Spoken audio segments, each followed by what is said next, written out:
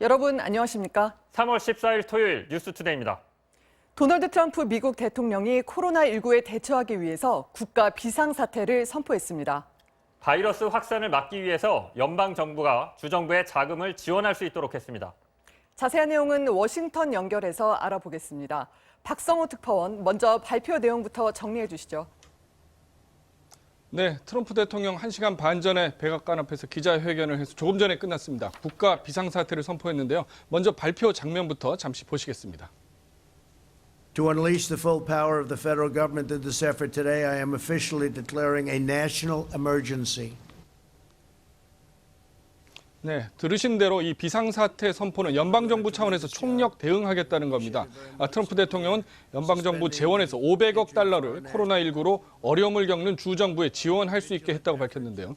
이 비상사태가 선포되면 이 주정부가 의료 인력이나 장비 등을 쓰는 데 드는 비용을 연방에 요청해서 받을 수 있습니다. 이것 말고도요, 트럼프 대통령은 연방정부의 학자금 대출을 받은 학생들한테 당분간 이자율을 면제해주겠다, 이런 조치도 덧붙여 내놨습니다. 미국은 그동안 검사 건수가 너무 적어서 왜 한국처럼 하지 못하냐 이런 지적이 계속 나왔었는데 이 부분에 대한 대책도 나왔습니까? 네, 나왔습니다. 미국은 검사를 획기적으로 늘리기 위해서 한국에서 시작한 드라이브 스루 검사를 도입하기로 했습니다. 전격적으로 도입하기로 했는데 이 내용도 트럼프 대통령의 발언으로 먼저 보시겠습니다.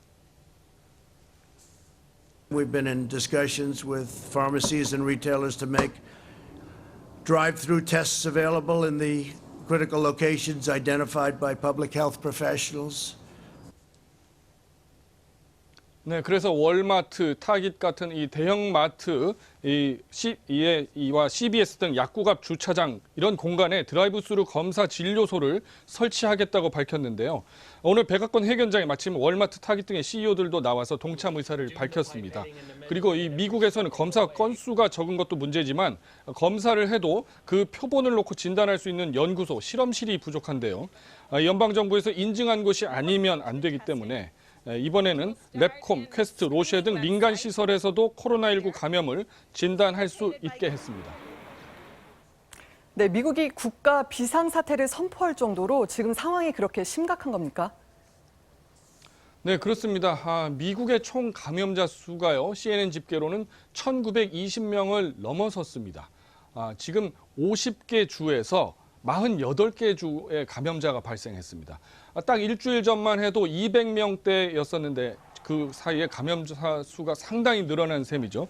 지금 일상도 상당히 정지 상태다 이렇게 표현할 수도 있겠습니다. 스포츠 경기들 관중 없이 경기를 치르고 있죠. 박물관들도 문을 줄줄이 닫았고 보스턴 마라톤 다음 달에 하는데 이것도 9월 이후로 연기가 됐습니다.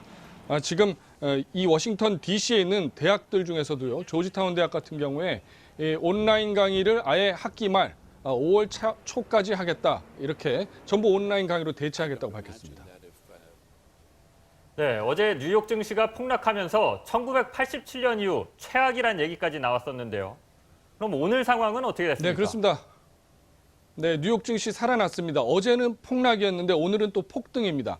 트럼프 대통령이 국가 비상사태를 선포하겠다 이런 소식이 사실 발표 전부터 전해졌는데 그 소식에 힘입어서 각종 지수들이 일제히 반등했는데요.